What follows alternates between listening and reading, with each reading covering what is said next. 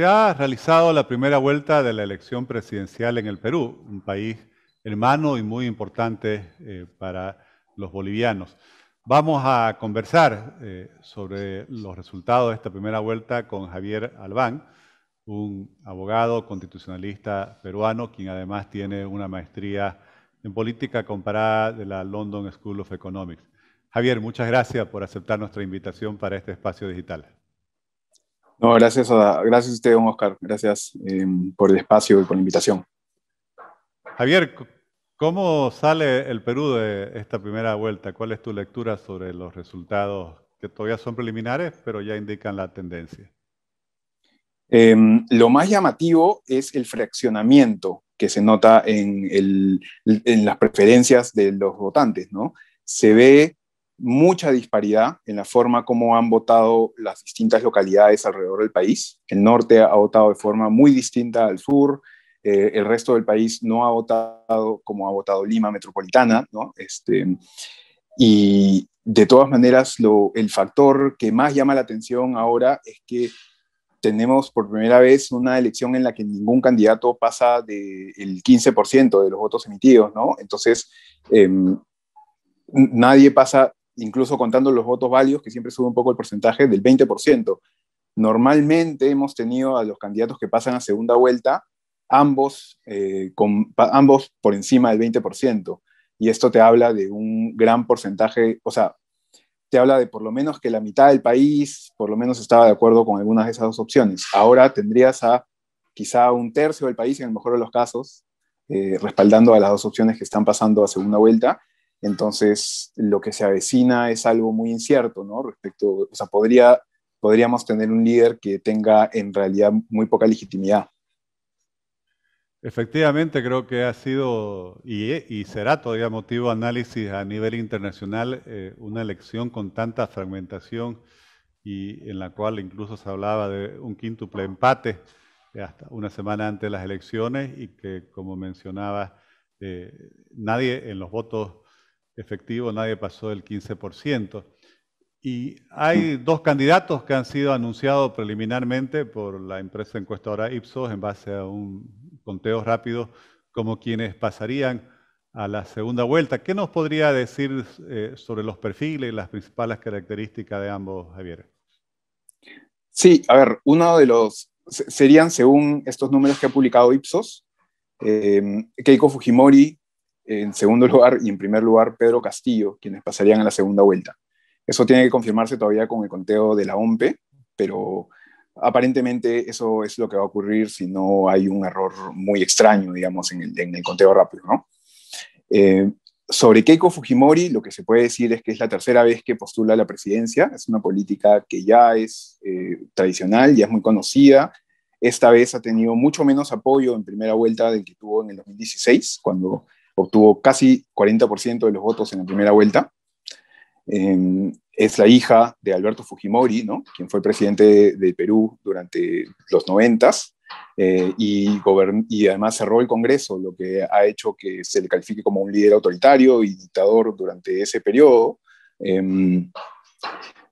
Existe una posición bien dividida en el país respecto del legado de su padre, ¿no? Hay muchos que rescatan las cosas positivas que se lograron en los 90s, pero hay muchos que se quedan más bien con las cosas negativas que también ocurrieron, y entonces es una fuerza que divide mucho al país, el fujimorismo y el antifujimorismo. Por otro lado, más bien, y bueno, y Keiko Fujimori es hoy la líder del fujimorismo, pero sin que esto, o sea, pero es una líder de un fujimorismo debilitado, pero que está sobreviviendo y que más bien está pasando segunda vuelta ante la sorpresa de muchas personas que no esperaban que obtenga una votación tan alta. Bueno, y es que en realidad no ha sido tan alta, lo que pasa es que la de nadie ha sido alta.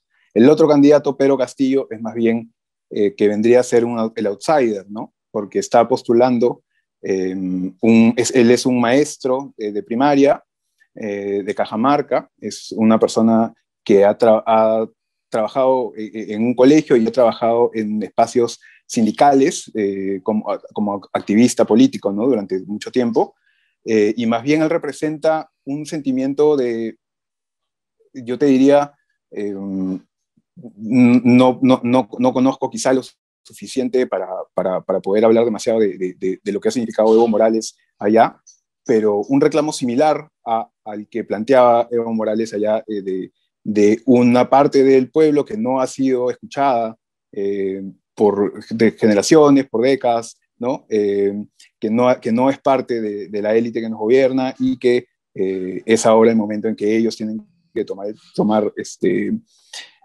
digamos, tienen que llegar al poder democráticamente y velar por cambiar un sistema que ellos no ven que haya funcionado de la manera que sí podría haber funcionado para algunas personas, ¿no? Javier, y en la primera respuesta nos mencionabas que solo un tercio de los votantes peruanos han apoyado una de las dos opciones, la del señor Castillo, la de la señora Fujimori, que han pasado la segunda vuelta. Y dos tercios de los votantes del Perú eligieron otras opciones. ¿Cuáles crees que van a ser los principales factores que esos otros dos tercios que apoyaron otros candidatos van a tomar en cuenta para elegir entre los dos candidatos que pasaron a la segunda vuelta? Me parece que el factor más relevante va a ser la discusión sobre el cambio de la Constitución, porque ya hemos visto que el señor Castillo se ha pronunciado a favor de un cambio de la Constitución de manera muy contundente, digamos, y es quizá el mensaje más radical, al punto de que su candidata a la vicepresidencia ayer en una entrevista sugería que era quizá una prioridad incluso por encima que la pandemia. Y por el otro lado tienes una candidata que es más bien quizá la defensora por excelencia del modelo, porque es la constitución que se aprobó durante el gobierno de su padre. Entonces, me parece que ese va a ser el eje principal de la discusión y que va a dividir a la gente a un lado o al otro. No va a ser el único. Va a haber una discusión importante sobre descentralización, va a haber una discusión importante sobre corrupción, sobre las acusaciones que hay respecto de Keiko Fujimori, y también me queda claro que va a haber una discusión similar probablemente a la que ha habido en otros lugares de Latinoamérica, de cuál sería la postura geopolítica que terminaría adoptando el Perú si es que gana uno u otro candidato, ¿no? Eso también me parece que va a ser un factor que va a influir en si terminan apoyando a uno o al otro. El Perú viene de un periodo muy conflictivo. En este periodo constitucional han habido 4 presidentes. El, el Congreso prácticamente ha suspendido a 3. ¿Qué posibilidades hay de que el Perú, que es un país tan importante, además en la región, en Sudamérica, en Latinoamérica, pueda recuperar su normalidad democrática, fortalecer su institucionalidad democrática para estos siguientes 4 años? ¿De qué dependería eso? Yo diría que el panorama no es muy alentador. Ahora dependemos, diría yo, de la ciudadanía, porque va a depender de qué cosa exija la ciudadanía, qué tan organizadamente lo exija, a través de qué canales, ¿no? Y qué tanto lo haga saber, qué tanto esté conectada, como por ejemplo estuvo en noviembre a lo que está ocurriendo, porque si tenemos que más bien confiar en cómo se van a manejar las cosas por el resultado de la elección, el resultado simplemente de los políticos, eh, creo que no hay un panorama que te asegure ninguna estabilidad mayor a la que hemos tenido antes, ¿no? Más bien el panorama parece de mayor fragmentación, y la persona que va a ser elegida presidente va a tener un apoyo muy reducido de la población, sea quien gane, va a comenzar con un rechazo alto. Va a haber comenzado con un rechazo alto, al menos durante la campaña. Entonces, me parece que nos diría que estos son los factores también en este caso relevantes a considerar. Y siguiendo su análisis, Javier, en el Congreso del Perú, ¿cuántas fuerzas va a haber representadas? Porque las primeras informaciones que resultan del análisis de estos resultados preliminares, bueno, primero indican que cualquiera de las dos opciones que ha pasado la segunda vuelta estará muy lejos de tener una mayoría propia, entonces necesitará formar coaliciones. ¿Será posible construir algún acuerdo legislativo que garantice la gobernabilidad de los próximos 4 años? Bueno, aparentemente va a haber una cantidad muy grande de bancadas. Es posible que hayan cerca de 10 o hasta 11 bancadas. Entonces, va a ser difícil construir consensos y construir gobernabilidad. Justamente por lo mismo que sugerí antes, que yo no veo un escenario que al menos previsiblemente te sugiera que vaya a haber más estabilidad de la que ha habido hasta ahora. A mí quizás hasta me sorprendería que no termine el escenario actual en una crisis.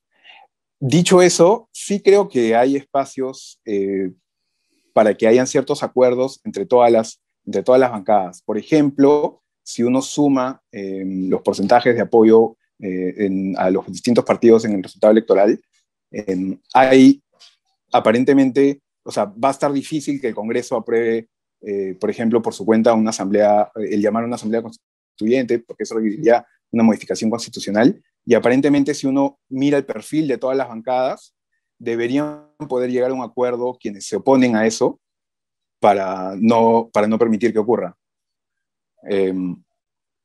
Sí, ¿No? Javier, y más allá digamos, de evitar digamos, eso sería evitar un posible riesgo, en fin, algo no concertado. ¿Habrá la posibilidad de lograr un acuerdo para una agenda positiva? Más allá de las controversias electorales, ¿cuáles debieran ser Sí, las entiendo. prioridades a enfrentar en los próximos 4 años para un gobierno respondiendo a las necesidades del país, más allá de los discursos electorales? Claro, sí entiendo. Lo que pasa es que quizá mi mente va de frente a evitar la catástrofe, que es el momento político más en el que estamos. Ya. Veo difícil una agenda propositiva muy ambiciosa. En todo caso, creo que va a depender, como te decía hace un rato, que las cosas que sean positivas y que el Congreso apruebe, me parece que la mayoría de ellas van a ser cosas que sean muy exigidas por la ciudadanía y que sea muy claro que la gente quiere, ¿no? Entonces, porque el Congreso lo que sí no va a dejar de hacer es aprobar algunas cosas que son reclamos mayoritarios y digamos, y que la gente tiene muy presentes. Entonces, sí veo posible que hayan algunos acuerdos por allí, pero creo que la prioridad va a estar en las cosas que sean notorio que la ciudadanía está exigiendo. Porque si no, por voluntad propia de los partidos, más los veo discutiendo sobre desastres, sobre si es que hay que, o sea, sobre conflictos, digamos, con el Ejecutivo, sobre investigaciones por sospechas de corrupción o el conflicto político que más o menos hemos visto en los últimos años, ¿no? Me parece que no hay mucho panorama para que eso cambie. Creo que ojalá me equivoque, pero creo que eso va a seguir manteniendo el grueso de la agenda legislativa, lamentablemente. Al menos esa es la perspectiva que tengo ahora con lo fragmentado que parece que va a estar el Congreso. Javier, muchísimas gracias. Me quedo con lo que podría ser un titular en el cual lo que decías con tanta franqueza pareciera que la prioridad es evitar la catástrofe, y es lo que muchas veces pasa en nuestros países, que aún no terminamos de consolidar a nuestros sistemas democráticos. Gracias Así es. nuevamente por haber aceptado esta invitación. No, a ti, Oscar, muchas gracias. Hasta luego. Gracias y le deseo lo mejor para el Perú en los próximos años a partir de esta segunda vuelta venidera.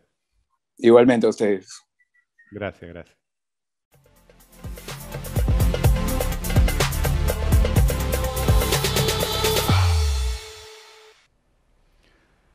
El Perú es un ejemplo de la incertidumbre, la inestabilidad que se genera cuando se desestructura el sistema político, cuando desaparecen los partidos como instituciones creíbles y representativas de las distintas formas de pensar de la sociedad. Lo decía muy bien este experto peruano en política comparada. Pareciera que la prioridad es evitar la catástrofe. Bueno, yo espero sinceramente que por un lado el Perú pueda reconstruir en estos próximos años su sistema democrático, su institucionalidad, para darle a ese pueblo que avanzó tanto en los últimos años en materia económica, que lleva más de 30 años de progreso, de prosperidad, de desarrollo, en el cual si bien queda mucha pobreza, también ha crecido muchísimo la clase media, es uno de los países que más ha avanzado en materia de desarrollo económico.